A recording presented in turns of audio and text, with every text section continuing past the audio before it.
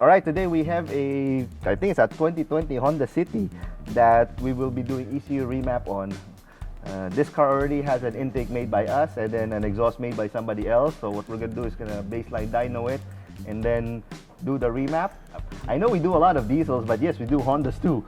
So this is something different, and the process is pretty much the same for whether you drive a Civic, a CRV, an Accord, an Odyssey, BRV, Mobilio, because particularly the 1.5 L series engines is now found in a lot of different cars, and it's the same engine, it's the same ECU. So the tuning process is exactly the same.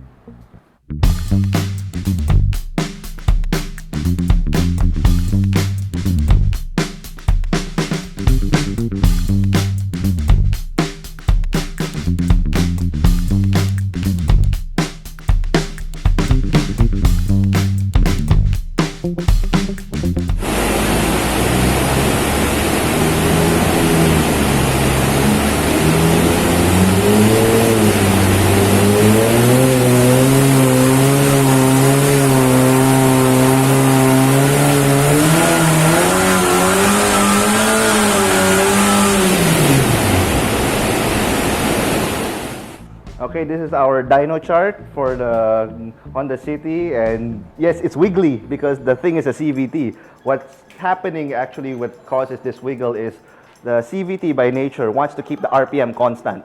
Yan talagang design nun. So everybody who has a CVT will notice that if you floored the pedal, it tries to keep the RPM at 2,000 or 3,000 RPM as the speed goes up. It's not like a normal automatic where both RPM and speed go up. No, a CVT by its very nature is designed to keep the RPM constant while increasing the speed. So ang nangyayari dyan is it tries to keep the RPM constant. Hindi kaya, it has to go to a higher RPM, so kakadjust siya.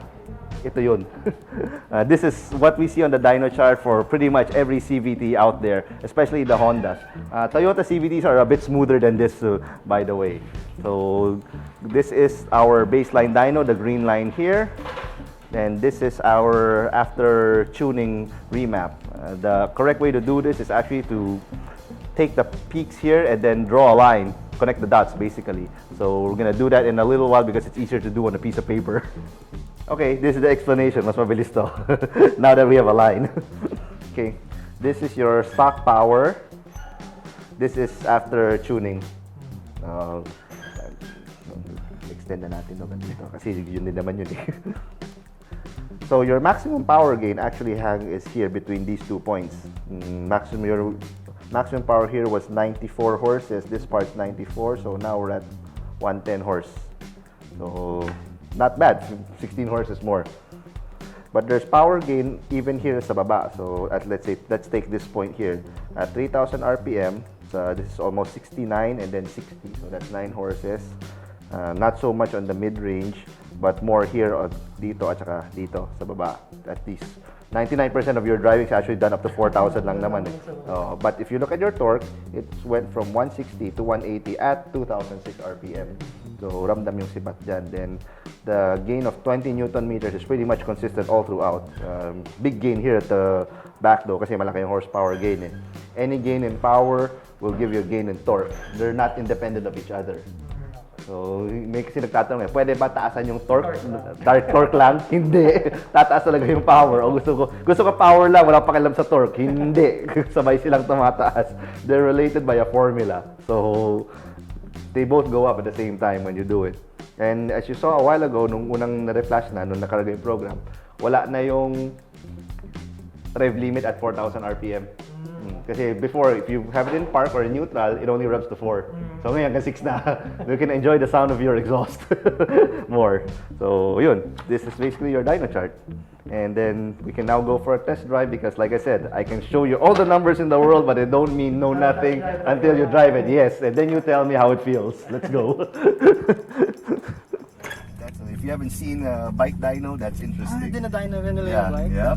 They remap it too. So you can go straight, then make another right turn.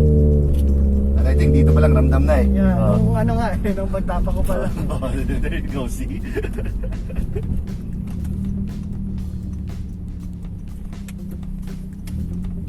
Then make a right at the stoplight. pag unang tapak pa lang, ramdam na kaagad. Kasi before, talagang umaabot siya ng 3,000 bago mag-ano eh. Oh, seatbelt. What's this? Yung sa lock? Yeah, yung sa Okay, we can put this back later because when we reflash a car, it's through the OBD. That's the, it stands for onboard diagnostic. So it's a think of it as the USB na specific sa kotse. All cars actually have this. This particular pinout. It's a standard that every manufacturer agreed on. No matter who in the world makes the car, meron talaga to. Yeah. Pero regarding sa Reflash, meron ba siyang like maintenance or what? No. It's upa ka muna.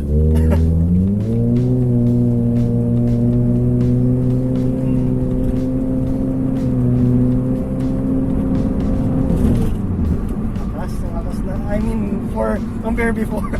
Yes, of course, compared before. You can continue on. Then there's another stoplight there where you can make another right.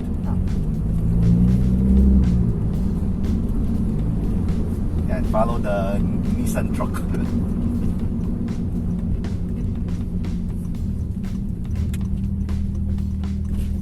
Yan, yung FD, kaya mo na yan. Kaya mo na talunin yan.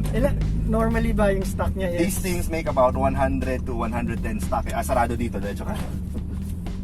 So, given everything else being equal, you have a smaller, lighter car, and given that he's like that, even sa 1.8, kaya mo na talunin yan. Well, meron ako nakita before, curious lang ako, yung turbo na city na ginawa nyo. Yeah. Nasa ilan yung yung inabot? That's around 150 horse.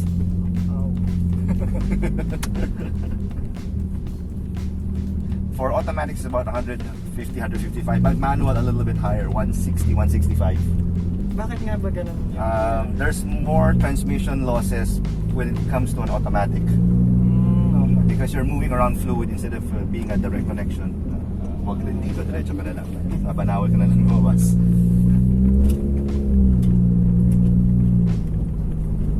And here, so go that way. And go through Banawal because ginagawa ng kalsada dun. And given everything now, basta drive normally the way that you do, you just see about 8 to 10% mas matipid. Na mas matipid sa Yeah, because biggest reason, you don't have to step on the pedal as much no more to get the power you want. So the biggest factor in fuel economy is not tuning, it's not the type of gas, it's not the type of car, it's your right foot. Pag hindi mo inaapakan, hindi lalakas ang konsumo niyan. Pero yung ano tawag dito? Yung sa low range na RPM, regardless sa compare sa tapak ko before, kasi same tapak lang naman eh. Yeah, same tapak, but you're a lot faster now. So your tendency is once you once you reach the speed that you want, bumibitaw ka unconsciously eh. So doon nanggagaling yung tipid. Ibig na nakababad ka pa, bumibitaw ka. As people, you're unconsciously doing it eh. Dahil di mo lang na bumibitaw ka na eh. Di mo lang pinapakailaman yung paa mo, basta bitaw tapak ka lang eh. Sarap na mag-long drive. Yep, exactly. I don't know lately, but we have a lot of customers that come from faraway places like Nueva Ecija, Bicol, Pampanga. Mayroon pa isa, galing Cabanatuan eh. Well, most of these guys drive diesel trucks. So, mas malalaki ata ang gains. Yeah, malaki. But kasi number one, it's turbocharged. Number two, the engines are big. 2.5, 2.8, ano pa nga may 3 liter pa eh. So, the gains are bigger, commensurate to the size of your engine. Yeah, and then they come, they get tuned, then they drive happy all the way going back. See, like I said, all the numbers in the world mean absolutely nothing. It's what you feel and how you drive is what's important. Ang curious na lang ako, hindi ko pa kasi nasubukan is nasa mag 6,000 RPM. You can do 6,000 now. Hindi sasabo yung kotse mo dahil 6,000 RPM. But it's designed to go up to there. Don't worry. Yung iba kasi, ayoko gawin pag sumabog. No, it doesn't work that way. There's a reason why the 6 is there and then there's red at 6.5 and above. But the thing is, you will never go beyond that anyway. The computer will not let you. Hindi talaga papayagan no matter what you do. So, You're safe, don't worry. Ayun. Ayos. Sobrang solid. Now comes the hard part. Bayad. Tapos na. Tapos na ba? Okay, hard part's over. Go enjoy.